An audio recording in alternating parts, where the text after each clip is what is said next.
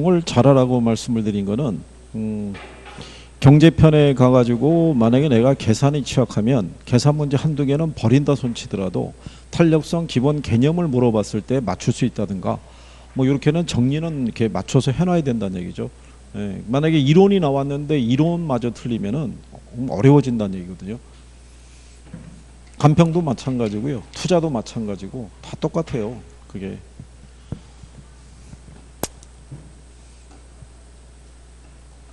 그리고 거의 뭐 잘 안 물어보시잖아요. 그게 시간이 쭉 했을 때 보면은 이게 학원에 보면요, 그에 동차 합격하신 분들은 연초부터 많이 물어봐요. 연초부터. 그러니까 연초부터 많이 물어봐서 빨리 1차를 궤도에 올려놓고 여름 때 무렵서부터는 2차에 올인하거든요. 그래서 동차 합격을 하면서 가는 게 구도인데 올해는 좀 그렇지는 않은 것 같아요. 그게. 그리고 이 중개사 시험 제도도 그 시간이 지나면 바뀔 수 있다고요. 얘들도 상대평가로 바뀌면, 그죠? 주택관리사 이쪽 시험이 상대평가로 바뀌는 걸로 결정이 나 있는데 여기라고 영향을 안 받겠냐고요. 그러니까 그런 게 있기 전에 돼야 되잖아요. 그죠? 그러니까 그리고 시험 범주 안에서 언급이 되는 애들이 있잖아요. 우리 지금 얘기한 것처럼 임대주택 정책은 거의 매년 나와요. 탄력성도 매년 나오고 부동산 특성도 매년 나오는 거예요. 그 자료 정리한 거 보게 되면 테마식으로 해가지고 제목을 40개 달아줬잖아요. 그죠? 예, 그러니까 그 범주를 기준으로 해가지고는 언급이 된다는 얘기예요. 거기 있는 내용 정도만 정확하게 이해가 되더라도 60점을 넘기는 거는 별로 어렵지는 않을 거예요. 그게 용어가 이해가 안 되면 소용이 없고요. 용어가. 여러분 입맛에 맞춰서 시험 문제가 나오면 얼마나 좋겠어요. 그죠? 난이도 탁탁 맞춰가지고. 그죠? 여러분들이 그 입맛을 맞춰줘야 되니까 그 노력은 조금 더 하셔야 돼요. 그죠? 표정 관리만 하지 말고. 표정 관리야 다 할 수 있죠. 뭐 그렇잖아요. 우리가 무슨 뭐 여기가 연기 학원도 아니고. 참, 그러니까 여기도 나중에 종강할 때 다음 주에 종강이잖아요. 다음 주가 다음 주 종강인 거예요. 이거 종강을 어떻게 해요, 이걸? 참.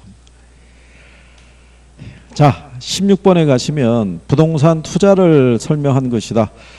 예, 틀린 것을 물어봤어요.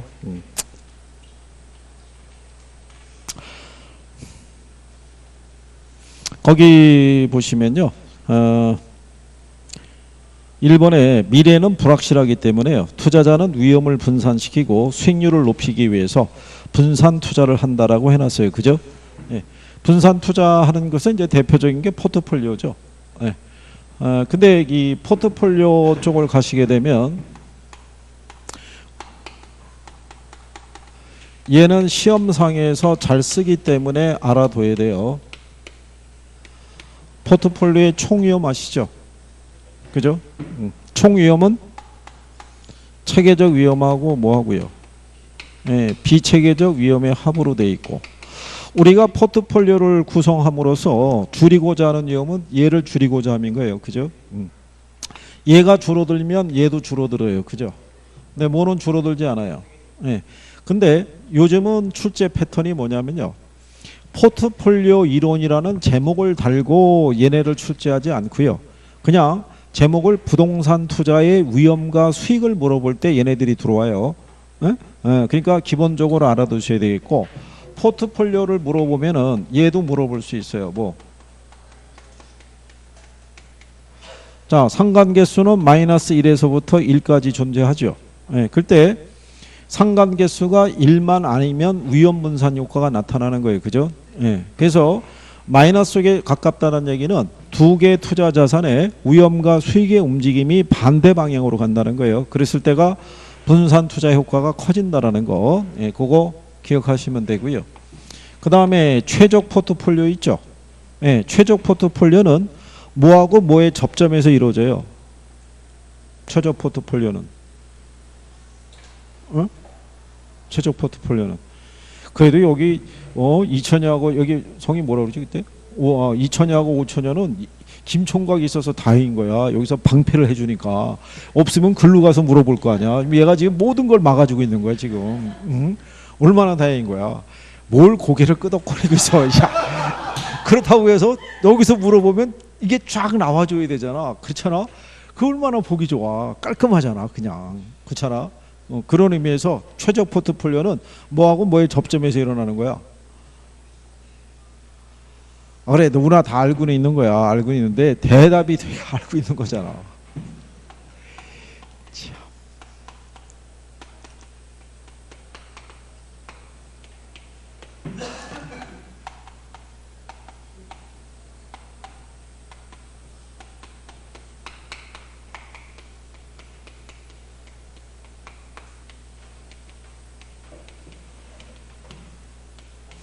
효율적 전선하고 무차별 곡선의 접점에서 일어나는 거예요. 그렇겠죠? 네. 효율적 전선이라는 건 뭐 얘기예요? 효율적 전선, 효율적 투자선 또는 효율적 프론티어라고 그래요. 그죠? 네? 네. 효율적 전선의 의미가 뭐예요? 효율적 전선이라는 게. 네?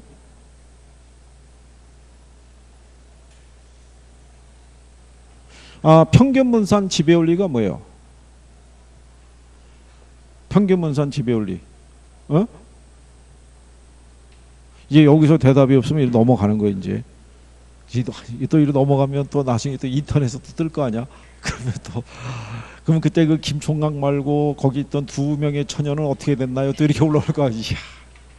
또 여학생들인데 보호해 줘야지. 또 나중에 또 시집갈 때 또 장애인으로 작용. 그때 그 학원에 그 처녀가 여기 그렇게 하면 이제 큰일 나는 거예요. 이제. 김총각은 워낙 많이 오픈이 돼 있기 때문에 지금 와서 어떻게 할 수 있는 건 아니고 여기는 그냥 안고 가야 되고 괜찮아요. 나머지 분들은 사회적 지위와 체면이 있기 때문에 차마 물어보지는 못하겠고. 자, 평균분산 지배원리라는 거는 두 개의 자산의 기대 수익률이 같으면 위험이 작은 거. 위험이 같으면 뭐가 크네? 기대 수익률이 큰 애 있죠. 그거를 선택해서 연결하는 게 효율적 전선인 거예요. 그러니까 효율적 전선은 보면 이렇게 돼 있죠. 여기가 수익률이고 여기가 표준 편차예요. 그죠? 그러면 여기 이렇게 두 개의 자산이 있을 때 B하고 C가 있어요. 그죠? 그럼 B하고 C 중에 우리는 B를 선택하죠. 위험이 같으면 뭐가 크네? 수익이 크네.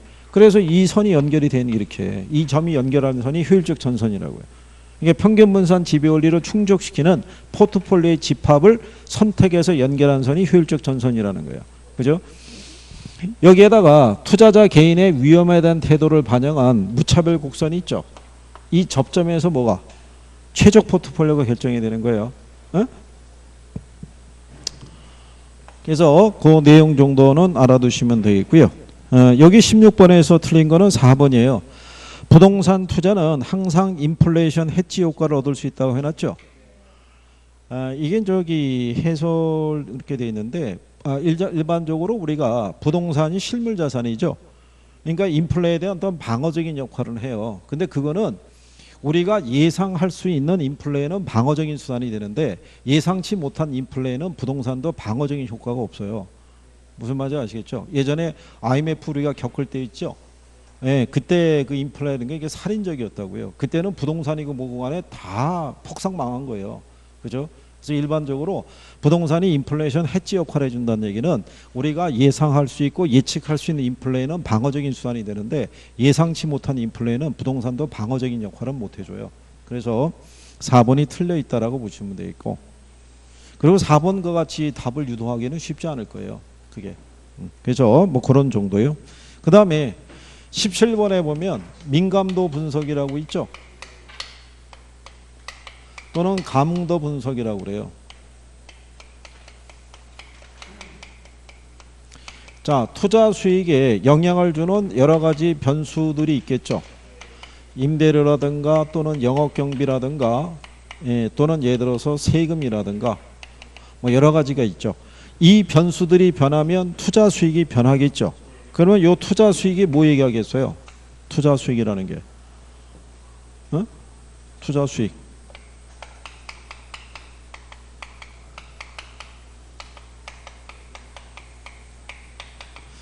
수년가 또는 내부 수익률을 얘기하는 거예요. 이게 시험에 어떻게 나왔냐면 투자 수익에 영향을 주는 여러 가지 변수들과의 관계 이렇게 나오다가 한 번은 수년가 또는 내부 수익률에 영향을 미치는 뭐 이렇게 나온 거예요.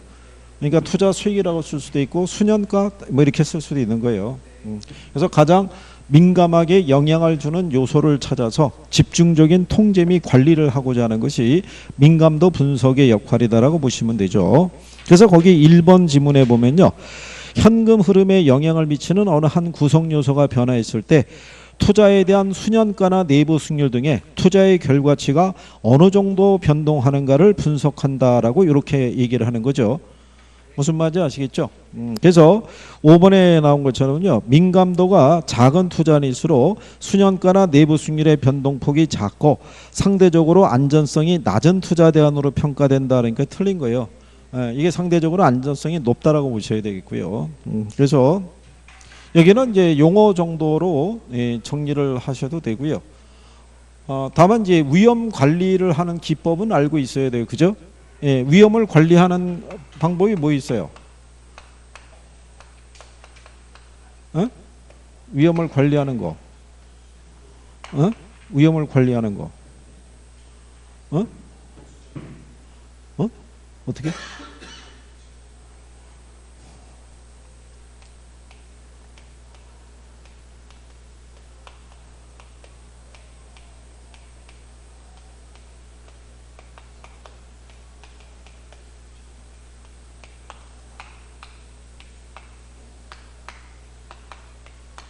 이게 작년에도 문제상에서 언급이 된 거예요. 그러니까 위험을 관리하는 방법에는 위험을 회피하는 것 있죠. 위험한 투자를 제외시키는 거. 그 다음에 위험을 줄이는 방법에서는 뭐 있어요? 뭐? 보수적인 거? 근데 보수적이라는 표현이 안 나오면 어떡할 거야? 보수적이라는 표현이 안 나오고 수익은 작게 비용은 크게 잡음으로써 산출된 기대 수익률을 하향 조정하는 거. 그 다음에 요구 수익률은 상향 조정하는 거. 그 다음에 뭐 포트폴리오를 구성한다든가 이건 보험에 가입한다든가 이런 거. 그러니까 제목이 나오면 쭉 떠올라야 되는 거예요. 제목이 나왔을 때.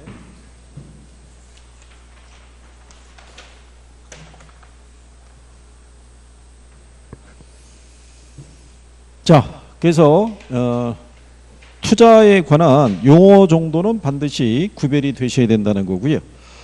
18번에 가면 이제 부동산 시장이 나오는데요. 요즘은 이 부동산 시장을 물어볼 때 있죠. 예, 그냥 부동산 시장의 특성 등에 대해서만 물어보지 않고 이것도 묶어서 물어봐요. 효율적 시장에 대한 것도 들어오고요. 금융시장에 대한 것도 들어올 수 있고 또는 경제 논리의 수요와 공급 관계도 물어볼 수 있어요. 그죠? 그러니까 포괄적으로는 정리가 되셔야 돼요. 일단은 여기 보시면은 2번이 일단 틀린 거죠. 시장이 고도로 국지화되는 경향이 있다는 것 있죠.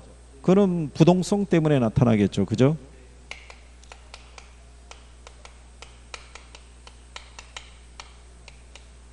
시장이 국지화되고요. 이 안에서 여러 개의 하위 시장 또는 무슨 시장, 부분 시장이 발생하게 되는 이유가 여기 있다라고 보시면 돼요. 그죠? 같은 A동 안에서도요. 아파트도 있고 연립도 있고 다세대도 있고 단독주택이 있을 때, 그죠? 아파트 안에서도 같은 A동이더라도 1층이냐 아니면 10층이냐에 따라서 시세는 달라질 수 있어요, 없어요? 달라질 수 있다는 얘기죠. 또 수요 공급 관계도 다 다르게 나타나는 양상이죠. 그렇게 만들어주는 게 뭐 때문에? 부동성 때문에 가능하다라는 얘기죠. 그래서 2번이 잘못되어 있다. 이렇게 구별하시면 되어 있고.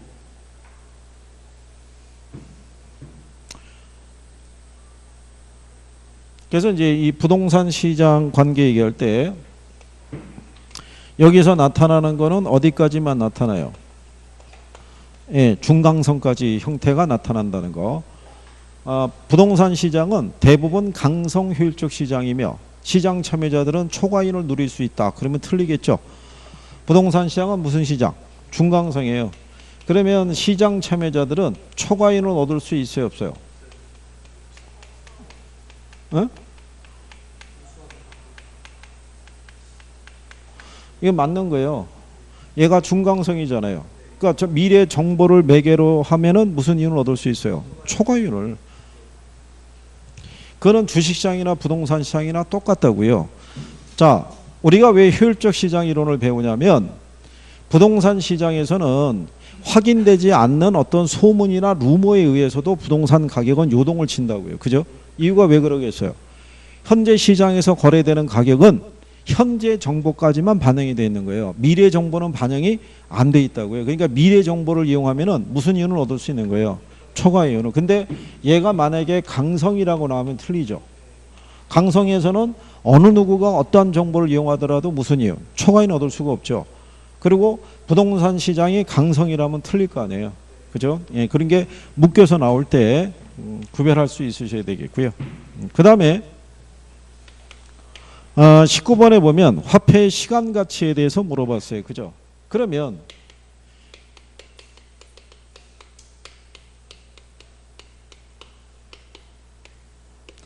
화폐의 시간 가치 안에 보면요. 여기도 별로 좋아하지는 않아요. 학생분들이. 예, 그죠? 미래 가치 구하는 것 있죠? 일시불의 미래 가치 개수 있고요. 그 다음에 연금의 미래 가치 개수 있죠? 그 다음에 뭐 있어요? 가장 기초적으로 물어볼 때 미래 가치를 구하는 게 어떤 게 있느냐, 현재 가치 구하는 게 어떤 게 있느냐, 그거를 물어보기도 해요.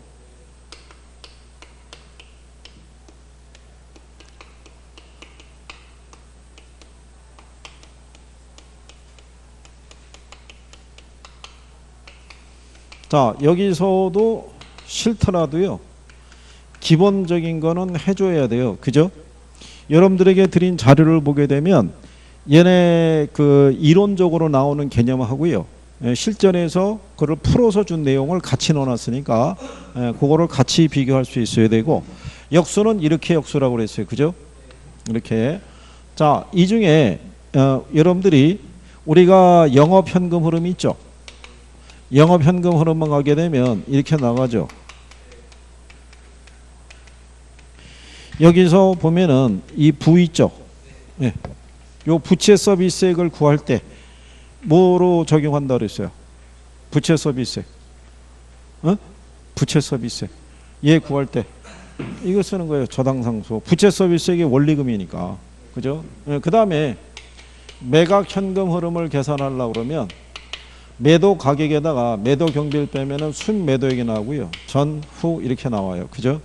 그랬을 때 여기 보면은 미상환 저당장금 빼죠. 얘 구할 때 뭐 써요? 미상환 저당장금 구할 때. 얘 쓴다고 얘. 연금의 현가계수. 남아있는 잔금 구할 때. 왜냐하면 지문으로 이걸 활용할 수도 있으니까 거기까지 알아둬야 되는 거예요. 그죠? 자, 그 다음에 잔금 비율은 1 마이너스 상환 비율로 구하죠. 그럼 상환 비율은 1 마이너스 잔금 비율로 구하죠. 여기서 잔금 비율 구할 때 뭐 쓰는 거예요? 잔금 비율 구할 때 얘 쓰는 거예요. 연금의 현가계수. 그러면 상환 비율 구할 때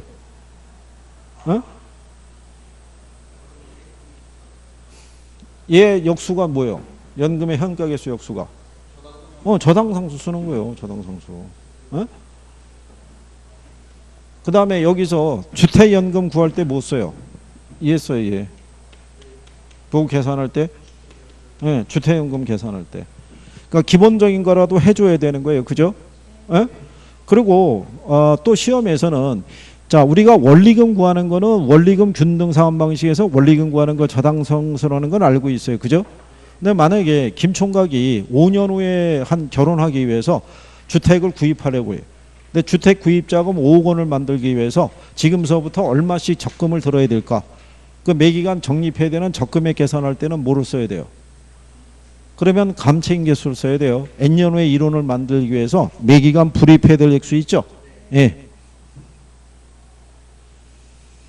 자, 그래서 이제 그런 내용을 그래서 1번에는 주택 구입을 위해 원리금 균등분할 사업 방식으로 주택 구입 자금을 차입한 가구가 매월 상환할 금액을 산정할 때는 감채인계수가 아니라 뭐를? 저당상수를 써야 되겠죠.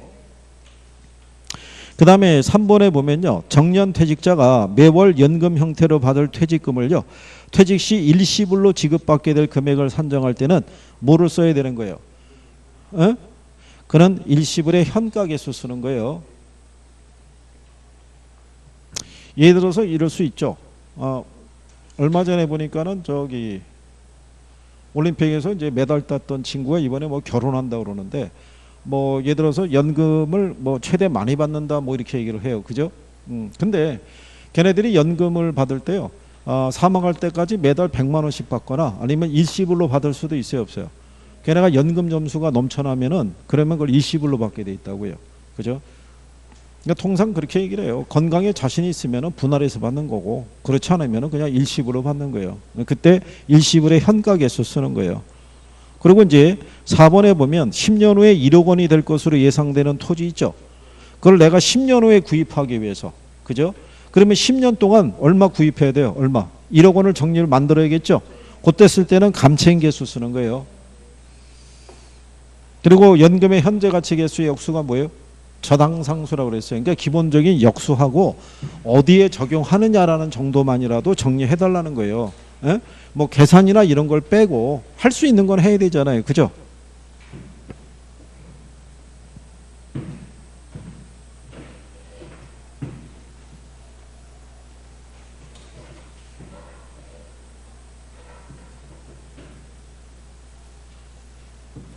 자, 그 다음에 이제 20번에 보시면 세후 현금 수지가 얼마냐고 물어본 거예요. 그죠? 자, 근데 우리가 일반적인 계산할 때는 가유순 전후라고 나오는데 여기는 어디부터 준 거예요? 여기부터 준 거예요.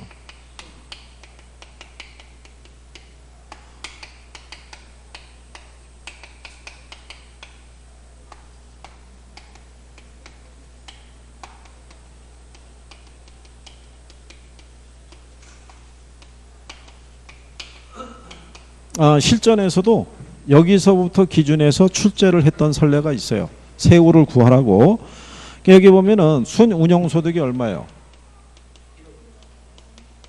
1억 2천만 원이죠. 그 다음에 부채 서비스액을 구해야겠죠. 부채 서비스액이라는 건 뭐 얘기예요?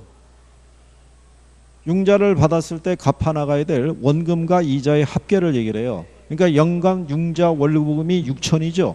그러니까 6천을 빼야 되는 거예요.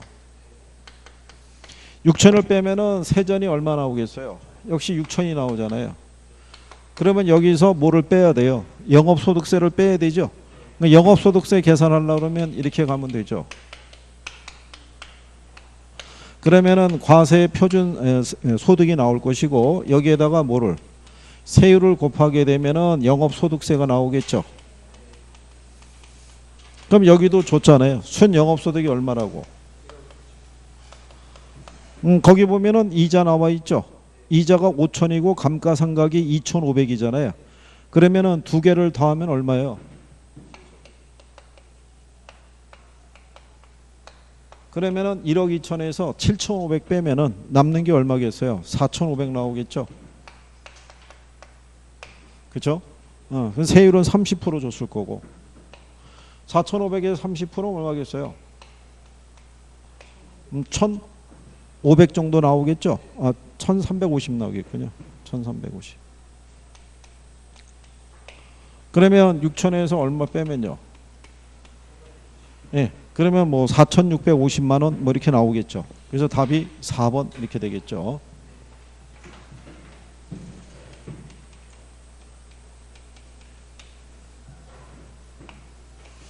실전에서도 이런 배열로 출제를 했어요. 이런 배열로. 이게 이제 위에서부터 내려오기에는 시간이 너무 많이 걸린다고 보고 순운용소득서부터. 그런데 이거를 하나 풀었다고 그래서 계산 문제가 다 정리되는 건 아닌 거예요. 네. 근데 어느 분은 이 계산에 또 집착을 하셔가지고 계산을 하나 풀면은 그냥 다 가진 것처럼, 그죠? 이론 다 틀려도 이거 하나 맞는 걸로 그냥 만족을 하거나 그러면 곤란하다는 얘기죠. 그러니까 대신에 21번 같은 경우는 뭐 당연히 맞춰줘야 되죠. 화폐 시간 가치를 일단 고려하는 방법을 우리가 순수 내현이라고 그랬죠.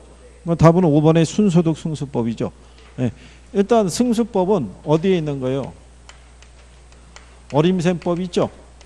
이 안에 가게 되면 승수법이 있고 뭐가 있어요? 수익률법이 있잖아요. 이 승수라는 게 회수기간 얘기했다고 그랬죠.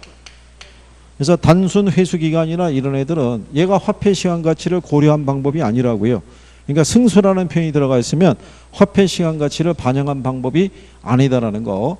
이것도 가끔씩 지문으로 써요. 그래서 화폐 시간 가치를 고려한 방법을 우리가 글자 따서 순수 내현이라고 정리했어요. 그죠? 네, 그래서 그거 정도는 거기 1, 2, 3, 4번이 그거잖아요. 순수 내현이라고.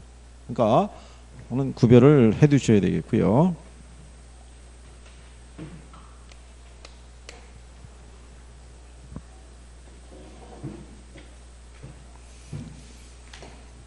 그 다음에 이제 22번에 보시면요. 개발권 양도 제도에 대한 설명으로 틀린 거를 물어봤어요. 그죠? 개발권 양도제는요. 우리가 이제 지역지구제를 시행하는 거는 시장에서 발생하는 부의 외벽가를 제거하기 위해서 또는 토지 이용에 있었을 때 효율성을 높이기 위해서. 그죠? 그래서 우리가 이제 지역지구제를 시행을 하죠. 근데 이제 이 효율성을 높이기 위해서 우리가 지역지구제를 시행하다 보면은 토지 이용 규제에 따르는 이 형평성 문제가 대두가 되죠. 그래서 이 형평성 문제를 우리가 완화시키기 위해서 쓸 수 있는 게 그게 바로 뭐예요? 그게 개발권 양도제예요. 우리나라에는 현재 도입이 안 돼 있다라고 얘기했고요. 거기까지는 시험에 인용을 한 거죠. 개발권 양도제의 가장 큰 특징 중에 하나가 뭐예요? 이게 정부의 뭐를 재정 부담을 최소화하는 거죠. 예, 최소하고 어디를 통해서 시장 기구를 통해서 이 형평성 문제가 해소가 될 수 있도록 유도하는 게 개발권 양도제라고 보시면 돼요. 그죠? 원래는 이게 그 문화재라든가 이걸 보호하기 위한 방법으로도 쓴 거예요. 그러니까 예를 들어서 우리나라 같으면은 경주 아시죠? 예, 경주는 개발이 엄격하게 제한이 되어 있다고요. 그럼 그 사람들 입장에서는 재산권 행사에 어려움이 많잖아요. 그러니까 그런 것들을 보호하기 위해서 이런 제도를 도입할 수 있다라고 보시면 될 거예요. 그래서 이제 1번에 보면 개발권 양도제는 토지 시장에 대한 정부의 개입에 의한 해결 방법의 하나다. 근데 이게 문장은 조금 완전하진 않아요. 일단은 정부는 뭐는 발급을 해줘요. 개발권은 발급을 해주는 거예요. 발급을 해주는데 취지는 재정 부담을 안고 그걸 해결하겠다는 게 아니라 개발권만 발급을 해주고 너희들끼리 알아서 조정을 하라 이런 식이라 얘기를 하고 이렇게 생각하시면 되는 거예요.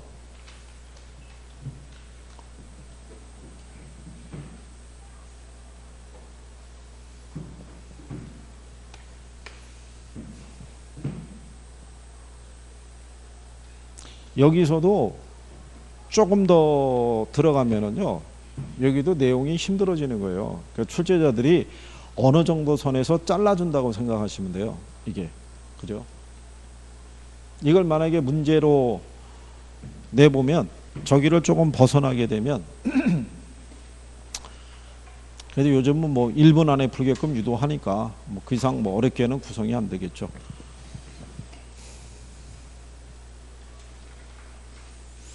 자, 23번에 보시면요. 어떤 사람이 주택을 구입하기 위해 은행으로부터 3,600만 원을 연이자율 5% 10년간 매월 상환 조건으로 대출을 받았다는 거죠.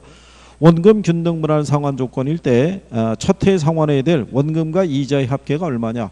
그러면 원금 균등 상환 방식에서는 제일 먼저 뭐를 구해야 돼요?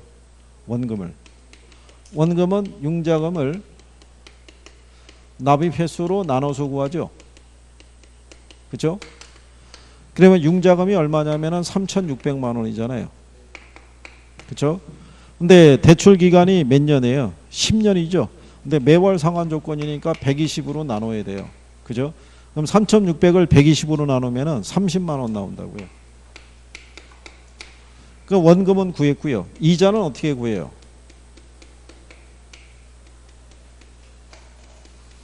융자 잔액에다가 뭐를 곱해서 이자율을 곱해서 우리가 구하는 개념이죠.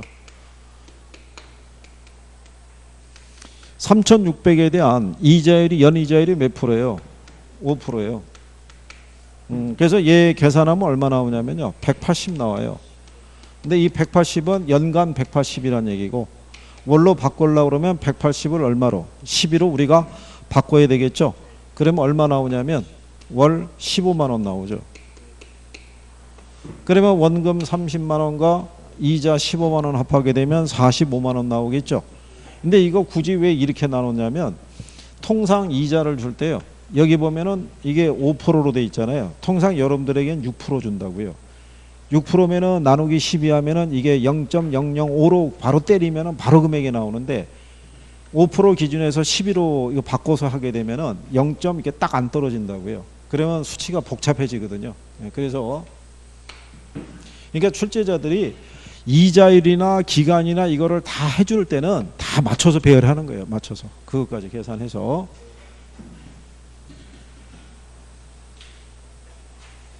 이게 저희들이 주는 모의고사도요. 40문제를 출제하라고 그러고 출제 기간을 한 달을 주면은 신경 쓰죠. 그죠? 네, 신경을 쓰고 긍정형, 부정형, 그 다음에 그 안에 지문 배열까지 다 계산해서 배열할 수 있죠. 근데 선생님 다음 주까지 모의고사 문제가 필요합니다. 이러면은 막 또 맞춰갖고 내야 되잖아요. 그러니까 이제 선생들이 가끔 오류도 발생하고 막 그러는 거죠. 그러니까 문제 만드는 것도 쉬운 게 아닌 거예요. 지문을 구성하고 거기다 맞느냐 틀리냐를 맞출 때도 있고 틀리다고요. 그러니까 문제를 하나씩 푸실 때 내용상에서 별게 없으면 관계없는데 지문에서 좀 필요한 애들은 잘 정리해 두셔야 돼요. 24번에 나오는 주택저당 대출 방식 있죠. 예, 걔는 출제 빈도가 높은 애예요. 걔들은 잘 언제든지 정리를 잘 하셔야 돼요. 자, 그러면 근데 항상 보편적으로 물어보는 게요. 이 원리금 상환 방식에 의한 구별 있죠. 상환 방식에 의한 구별을 보게 되면 원금 균등 상환 방식이 있고요. 그 다음에 뭐 있어요? 그 다음에 점증. 그래서 우리가 원리금 얘기할 때 얘는 뭐 한다고 그랬어요? 체감한다고 그랬고 얘는 균등하고 얘는 체증한다고 그랬어요. 요거 기본적으로 물어보는 거고요. 그 다음에 얘는 이 안에서 원금 사업번은 시간이 가면서 증가하고요. 이자는 시간이 가면서 뭐 한다? 감소하는 거예요. 근데 얘도 체감하는 거는 뭐가 줄어드는 거예요? 예, 이자가 감소한다고요. 이자가 감소하니까 원리금이 줄어드는 거거든요. 그러니까 얘네들의 공통점은 이자는 둘 다 어떻게 돼요? 줄어드는 경우라고 보시면 돼요. 그러니까 요건 기본적인 걸로 놓고 우리가 이제 대입할 수 있으시면 되죠. 그래서 1번에 보면 원금 균등 분할 상환 방식은요. 대출자 측에서 볼 때 원금 회수 위험이 원리금 균등 분할 상환 방식보다 상대적으로 적다라고 얘기하죠. 원금 회수가 제일 빨리 이루어지니까. 그 다음에 고정금리 대출의 원금 만기 일시 상환의 경우에 이자 지급 곡선은 수평선이 된다라고 해놨죠. 그거 우리 지난주에도 했잖아요. 기억하죠, 이거? 이렇게 간다고. 그죠? 얘가 이렇게 들어오는 거하고 틀린 거예요.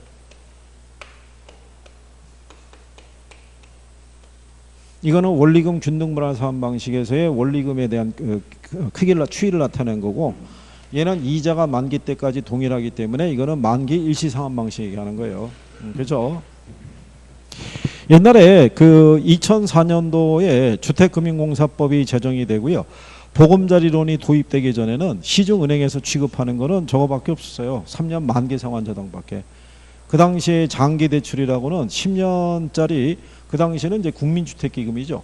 예, 그거 정도만 가능했던 거예요. 근데 그거는 일반인들이 대출받기 힘든 거예요. 부부 합산 연소득이 그때 당시에는 뭐 3천만 원 이하 뭐 이런 사람만 융자받을 수 있었으니까. 그래서 예전에 중개사들이 3년 만기 상환저당을 장기 대출이라고 그걸 속여서 소개해줬다고요. 왜? 기간 연장이 되거든요. 2번에 거쳐서. 근데 그거를 중개사들이 연장해 주는 게 아니잖아요. 은행에서 연장해 주는 거지. 그런 식으로 그때 당시에는 했었어요.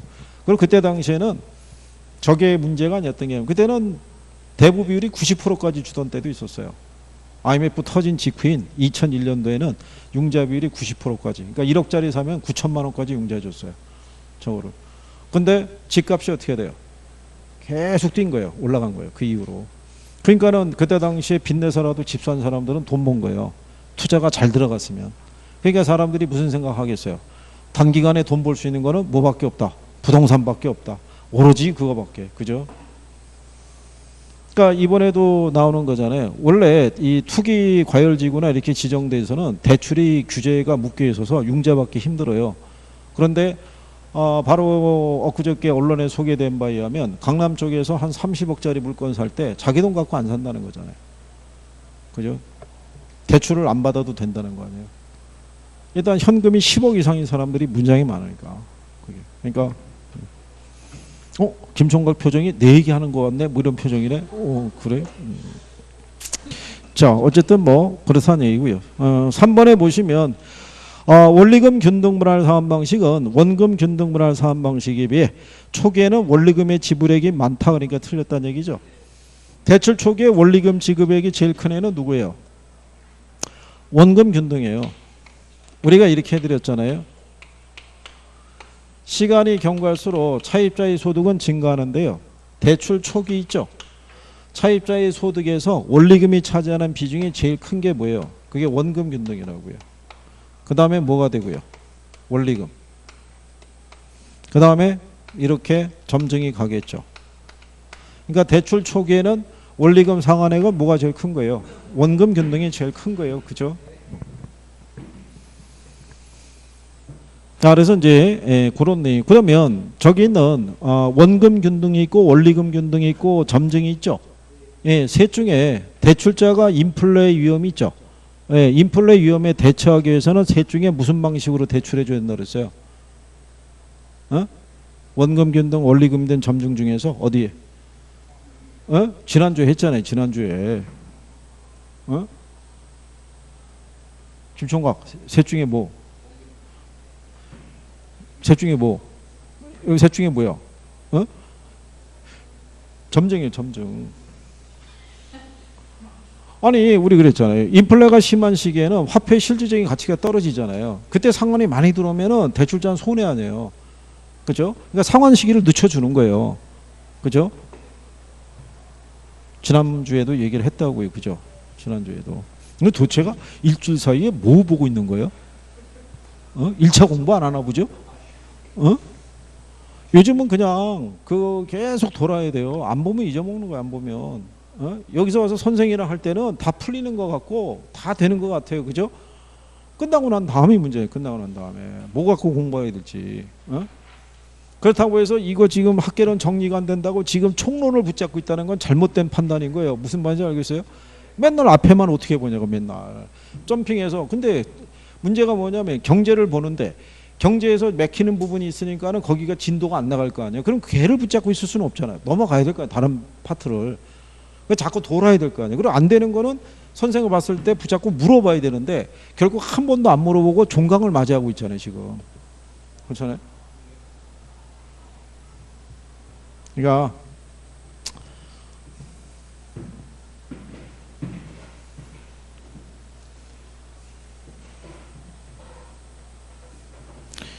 자, 어쨌든 간에 24번에는 그래서 이제 답이 3번이고요. 25번에 가면은 가격 원칙이라고 있죠. 그죠? 자, 가격제 원칙에 보면요. 부동산의 가치는 무슨 상태를 기준으로 가치를 구하는 게 원칙이에요. 예. 근데 요 개별 부동산의 최이호 이용 상태는요. 지역이 변하면 개별 부동산의 최이호 이용 상태도 변할 수 있어요, 없어요? 변할 수 있어요. 그래서 얘를 적용하기 앞서서 전제가 되는 원칙이 변동하고 예측의 원칙인 거예요. 그렇죠? 예. 그래서 우리가 부동산을 둘러싸고 있는 환경은 계속 변하기 때문에 무슨 시점을 정해놓고 예, 이 기준 시점에 기초해서 가치를 구하라는 거고요. 그 다음에 얘가 최이호 이용 상태인지 아닌지 여부는요. 내부 측면에서 밸런스가 맞는지 또는 주변 환경하고의 적합성이 있는지 여부를 살펴봐야 돼요. 그래서 내부 측면의 대표적인 게 무슨 원칙? 균형의 원칙인 거예요. 밸런스가 안 잡히면은 무슨 감가를 적용할 수 있어요? 기능적 감가. 주변 환경과 적합하지 않으면은 무슨 감가를 쓸 수 있어요? 경제적 감가를 쓸 수가 있다고요. 그죠? 예, 그랬을 때 내부 측면에 보면 균형의 원칙 말고 뭐 있어요? 기여의 원칙. 그 다음에 수익 배분의 원칙. 그 다음에 수익 체증 체감의 원칙. 그러면 외부 측면에는 뭐가 있어요? 외부 측면에는 외부성의 원칙. 그죠? 경쟁의 원칙. 기회비용의 원칙. 그죠? 그때 최이용과 간접적으로 또는 기타라고 분류하는 애들이 뭐가 있다? 걔들이 대체의 원칙. 그 다음에 수요 공급의 원칙. 이렇게 해서 토탈 몇 가지냐면 13가지예요. 13가지니까 출제자들이 출제하기가 좋겠죠. 그런데 지난 10년 사이에는 주로 얘하고 얘만 낸 거예요. 균형의 원칙하고 적합의 원칙만. 그러니까 얘네를 중심으로 해서 그래서 균형의 원칙은 무슨 감가? 기능적 감가. 적합의 원칙은 경제적 감가 산정할 때 기초가 되고요. 3방식의 근거가 되는 게 무슨 원칙? 대체 원칙인 거예요. 기회의 원칙은 추가 투자 여부를 판정할 때 얘를 쓰는 거예요. 무슨 원칙? 기회의 원칙을. 이것도 안에서 이렇게 구성을 다 해놓은 거니까 정리를 잘 해두면 되겠고요. 그래서 거기 25번에 보시면요. 1번에 기여의 원칙은요. 부동산의 구성 요소가 전체에 기여하는 정도가 가장 큰 사용 방법을 선택해야 된다는 점이다라고 돼 있죠. 그래서 그런 거예요. 엘리베이터가 없는 건물이 있어요. 그럼 밸런스가 안 맞잖아요. 그럼 엘리베이터를 설치하기 위해서는 추가로 비용을 투자해야겠죠. 그럼 과연 엘리베이터를 추가로 설치했을 때 전체적인 가치가 그만큼 그냥 상승할 수 있느냐 이거예요. 그거를 이제 판단할 때 기여의 원칙의 논리를 쓰는 거예요. 그리고 이제 3번에 보면 변동의 원칙은 기준 시점 또는 시점 수준과 관련이 있다는 거죠. 부동산을 둘러싸고 있는 이 요인은 계속 변한다고 얘기했어요. 그죠? 그래서 이제 4번에 보면 적합의 원칙은 내부 구성 요소의 결합이 적절해야 이렇게 돼 있죠. 그래서 부동산의 유용성이 최고로 발휘된다는 점에서 이렇게 돼 있잖아요. 내부 구성 요소 간의 결합이 적절해야 되는 것은 그건 균형의 원칙이죠. 적합의 원칙이 아니라 적합의 원칙은 부동산의 가치는 인근 지역의 환경에 적합했을 때 적정한 가치를 갖게 된다는 거예요.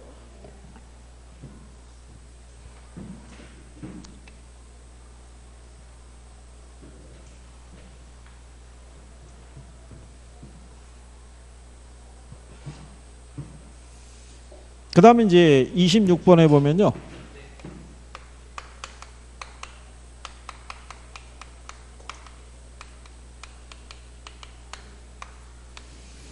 투자회사법이 있는데요.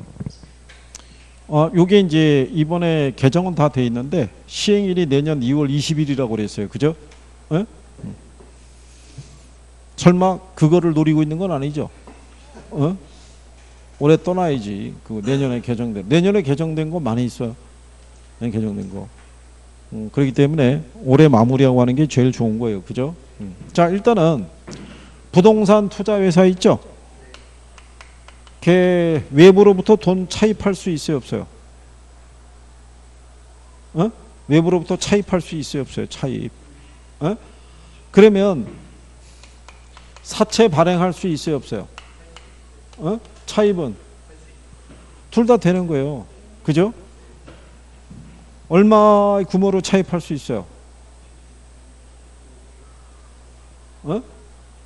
아니, 자기 자본의 2배 범위 내에서 차입 및 사채를 운영할 수 있는데 주주총회 특별 결의가 있으면 10배까지 차입할 수 있다고요. 그래서 거기 1번 지문에 보면 부동산 투자회사는 주총회 특별 결의가 있을 때는 자기 자본의 10배 범위까지 차입 및 사채를 발행할 수 있다고 해놨죠. 원래는 몇 배냐면 2배요, 2배. 2배인데 주총회 특별 결의가 있으면 10배 범위까지는 차입 및 사채를 발행할 수 있는 거예요. 그죠? 그 다음에 우리 지난번에 얘기했지만 위탁관리 부동산 투자회사하고요. 기업구조조정 부동산 투자회사는 명목회사라고 그랬죠. 그래서 얘네는 자산의 투자 운영이 있죠. 자산의 투자 운영을 직접 못하죠. 그러니까 누구에게? 어? 누구에게? 자산관리회사에게도 위탁을 줘야 되잖아요. 위탁을. 그 자산관리회사의 자본금이 70억 이상. 그렇죠? 자산운영 전문 인력을 몇 사람? 5인 이상을 상근으로 둬야 된다라고 얘기한 거예요. 그죠? 그 다음에 기업구조조정 부동산 투자의 세계만 적용되는 특례사항이 뭐 있었어요? 몇 가지 있었어요? 어? 기업구조조정 부동산 투자에서만 적용되는 특례사항 몇 가지? 어? 4가지? 그래 뭐? 어? 뭐? 내가 했잖아. 학개론에서 모르면 몇 가지? 일단 4가지 불러보는 거야, 4가지. 4가지 있어, 4가지. 뭐? 야, 4가지만 알면 무슨 소용이 있어? 4가지라는 거 알면. 뭐? 내가 왜 돌아섰겠어? 그치, 너한테 4가지를 구하려고 그러면 수업 끝날 거 아니야. 그러니까 일단 내가 돌아서야지 어떻게 하겠어? 이 조항을 적용받지 않아요. 100분의 30 이상을 일반의 청약에 제공을 해야 되죠. 네. 공모를 적용받지 않고요. 얘는 모두 가능해요. 네. 사모도 가능한 거예요. 그죠? 요즘 이슈가 됐던 게 그 사모펀드 알죠? 네? 소수의 기관 투자자로부터 우리가 자금을 조달할 수도 있고요. 주식 분산에 적용을 받는다, 안 받는다? 안 받아요. 1인당 주식 소유 한도 있죠? 네. 1인당 주식 소유 한도는 자기 관리하고 위탁 관리는 얼마? 100분의 50인데 그 조항을 적용 안 받는 거예요. 그 다음에 또 뭐 적용을 안 받아요? 처분 제한을 안 받아요. 그죠? 그 다음에 자산 구성이 있죠. 부동산 투자에서는 매 분기말 현재 총 자산의 100분의 80 이상이 부동산 관련 유가증권 및 현금으로 돼 있어야 되고 그 중에 얼마는? 70 이상은 부동산에 된다는 부분에 적용을 안 받는 거예요. 그래서 이 4가지가 특례사항이에요. 그래서 거기 3번 지문에 보면 기업구조조정 부동산 투자회사는 뭐가 가능하다고? 사모가 가능하다라고 얘기하는 거예요. 그죠? 그리고 5번에 보면 국민연금공단 등 이 대통령령이 정하는 주주가 단독 또는 공동으로 발행주식 총수의 50% 이상을 인수하는 경우에 일반의 청약에 제공한 것으로 본다는 얘기예요. 그러니까 100분의 30을 원래는 일반의 청약에 제공을 해야 되는데 국민연금공단 등이 만약에 100분의 50을 인수를 했으면은 그걸로 그 조건은 충족이 된 거로 본다는 얘기죠. 그래서 이제 틀린 거는 이제 4번이라고 얘기하는 거예요. 이게 이제 부동산 투자회사는 다른 회사하고는 합병할 수가 없어요. 근데 부동산 투자회사끼리는 뭐 할 수 있다는 거예요. 합병할 수 있는데 이 형태가 같아야 된다는 얘기죠. 그래서 틀린 게 4번을 준 거고요. 그 다음에 27번에 보면요.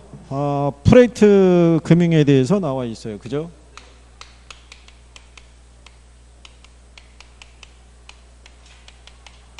얘도 가끔씩 나오죠. 부동산 개발 금융의 가장 대표적인 경우니까. 그렇죠? 그리고 얼굴 표정이 선생이 뭔가 이 문제하고 동떨어진 실없는 얘기를 하면은 집중력이 잠깐 높아졌다가 그냥 계속 문제를 풀면은 축축축 처지는 거예요. 그죠? 간신히 앉아있는 듯한 그런 표정이 있죠. 아니 무슨 선생이 여기서 드라마 찍는 것도 아니고 그렇지 않겠어요 지금? 응? 집중을 해서 열심히 해야 될 거 아니에요. 열심히 해서 이거 뒤에 답하고 해설이 있다고 그래가지고 문제는 풀어보지 않고 그냥 들어온 거죠. 그렇죠? 풀어보려고 그랬는데 뒤에 답하고 해설하고 내 생각하고 얼마나 그렇게 똑같은지, 그죠? 많이 뭐 봐야 될 필요는 못 느끼는 것 같고 대충 훑어보다가 답만 체킹하고 들어왔다는 얘기죠. 그래서 문제에 오류가 있으면은 뭐 아무것도 못하는 거 아니에요. 그렇죠? 얘가 뒤에 답하고 해설이 있어서 그렇지 답하고 해설이 없다고 생각해 보세요. 이걸 시험 본다고 그러면 100점 나오겠어요? 그렇지는 않을 거 아니에요. 그죠? 집중을 해야 될 거 아니겠어요? 어? 자, 27번에 금융기관이 시행사에게 프로젝트 금융을 제공하고요. 대출 원리금의 회수를 원활하게 위해서 시행사나 시공사에게 요구할 수 있는 사항이 있죠. 예, 이 제목으로도 출제를 했던 선례가 있어요. 자, 먼저 독립된 프로젝트 회사를 설립하게 해서 개발 사업의 부도가 사업주에게 영향을 미치지 못하도록 한다라고 해놓은 거예요. 요거는 프로젝트 사업주가 할 수 있는 역할이라고 보시면 돼요. 우리가 지난번에 그렇게 얘기했었죠.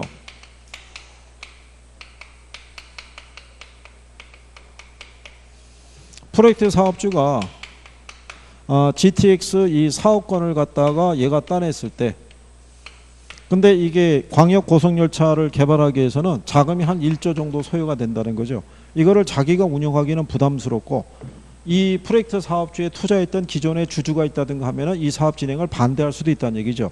그러니까 요 사업을 추진하기 위해서 얘가 별도의 뭐를 설립하는 거예요. 예, 프로젝트 회사를 설립을 하고 얘한테 이 사업권을 양도하는 거죠. 양도하는 조건으로 지분을 인수하거나 나중에 이 사업에 만약에 현물이 있으면 현물로 받거나 뭐 이렇게 조건을 약정을 맺는 거예요. 그리고 이 프로젝트 회사는 요 사업권에서 야기될 거라고 예상이 되는 현금 흐름이 있죠. 수익성을 기초로 해서 누구를 모집하는 거예요. 근데 이 투자자로부터 자금을 조달할 때 요게 지분의 형식을 빌려서 자금을 조달할 수도 있고요. 부채 형식을 빌려도 자금을 조달할 수 있기 때문에 과정이 되게 복잡한 거예요. 이게. 그죠? 자, 그랬을 때 거기 보시면 시행사하고 시공사의 부도 등과 같은 사유가 발생할 때 사업권이나 시공권을 포기하겠다는 각서를 받는다 이렇게 돼 있죠. 이제 그거는 이제 또 어떤 거냐면 여기 시행사가 있어요. 이게 과정은 되게 복잡해요. 근데 이게 시행사가 시중은행으로부터 만약에 융자를 신청하면은 시중은행은 얘를 보고는 융자를 안 해줘요. 여기 있는 시행사는 개발사업 초기에 어떤 이제 기획이라든가 초기에 어떤 이제 사업에 대한 인허가라든가 이런 과정만 수행한 애들이지 돈은 없는 애들이에요. 그러니까 얘를 보고는 안 해주고 누구를 물고 들어와야 돼요. 예, 시공사를 같이 물고 들어와야 돼요. 그래서 얘가 연대 보증을 서줘야 돼요. 그래서 뭐가 일이 잘못되면 내가 책임지고 완성을 시켜준다든가 뭔가 이걸 해줘야 돼요. 그러면은 여기 있는 시중은행은 얘 보고 빌려주는 게 아니라 얘 보고 돈을 빌려주는 거예요. 그래서 만약에 거기 나온 것처럼 시공사의 부도 같은 사유가 발생할 때 사업권이나 시공권을 포기하겠다는 각서도 쓰고요. 그 다음에 리을에 보게 되면 시공사에게 책임 준공 의무를 지우는 동시에 PF 대출의 채무를 인수하게 하거나 이에 대한 보증을 서달라고 유도하는 거예요. 근데 그렇게 해가지고 여기서는 개발사업 초기에 대한 자금만 조달할 수 있는 거예요. 근데 본격적으로 개발사업이 추진이 되면 더 많은 돈이 필요할 수 있어요, 없어요? 예, 있으면 그때 이제 여기 가면은 얘네가 만약에 제2금융권이라 그러면 제1금융권에서 돈을 갖다 어떻게 해야 돼요? 더 많은 돈을 빌려와야 되잖아요. 이게 조달하는 과정이 또 우리가 브릿지론이라고 그래서 자금을 또 빌려오는 케이스가 있는데 거기까지는 뭐 구성하지는 않을 거예요. 예, 그리고 이제 법적인 채무자가 프로젝트 회사가 되게 해서 사업주의 부의금융 효과가 나타나게 한다라고 이렇게 표현이 되어 있는 거죠. 요거는 누가? 요거는 프로젝트 사업주의 입장에서는 그 어떤 장점에 해당하는 경우고 여기는 금융기관의 역할을 물어본 거기 때문에 그래서 니은과 같이 각서를 받는 경우가 있고요. 그 다음에 디귿에 보면요. 부동산 개발 사업의 자금 지출 우선순위를 정할 때 시행사의 개발이익이 공사비보다 나중에 인출되도록 한다라고 해놨죠. 요게 시험에서 한 2번 나왔어요. 자, 공사비가 있고 개발이익이 있죠. 1순위가 공사비고 2순위가 개발이익이에요. 예, 그래서 그 경우하고 그 다음에 리을에 대한 부분 그렇게 세 가지가 되더라 이렇게 구별하시면 되겠고요. 근데 가면 갈수록 조금씩 그 지문의 구성이 늘어나고 있어요. 예전엔 간단한 것만 줬는데 이거 하여간 되게 복잡한 내용이에요. 설명해 드릴 때 예전에 저거 설명해 드릴 때 영화사에서 투자자 모집하는 케이스로도 설명을 해드리고 기본적인 구성을 하더라도 일단은 여러분들 입장에서는 뭔가 복잡해 보면 싫어해요. 간단한 거 선호해요. 간단한 거. 탁 보고 찍을 수 있는 것 있죠. 28번 같이 포트폴리오 이론 나왔을 때 비체계적 위험은 줄일 수 없다. 얼마나 좋겠어요. 그죠? 행복할 거예요. 그죠? 어? 근데 28번까지 오는 동안에 이거 하나 맞는다 그러면 큰 뭐 아무 생각 없는 거죠. 거의 다 맞아줘야 될 거 아니겠어요. 그죠? 자, 그래서 여기 보면 상관 1번이 틀린 거고요. 아까 우리가 포트폴리오 해봤죠. 1일 때는 분산 투자 효과가 안 나타난다고 그랬어요. 그죠? 마이너스 1일 때는 분산 투자 효과가 크게 나타난다라고 설명한 거예요. 그래서 28번까지 풀어보셨어요. 잠깐 쉬었다가 나머지 마무리하시죠.